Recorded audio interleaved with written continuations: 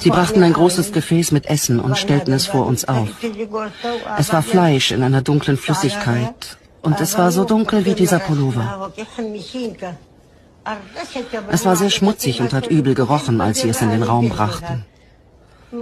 Ich habe mir die Nase zugehalten und einer hat mich angespuckt und gefragt, warum ich mir die Nase zuhalte.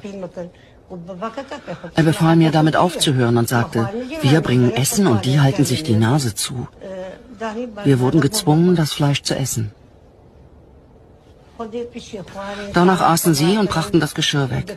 Die Frauen fragten, ob ihre Kinder auch Essen bekamen, und der IS-Mann sagte, ihr habt gerade eure Kinder gegessen.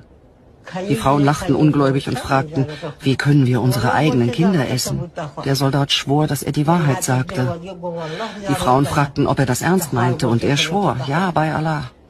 Er sagte, ihr habt gerade eure eigenen Kinder gegessen.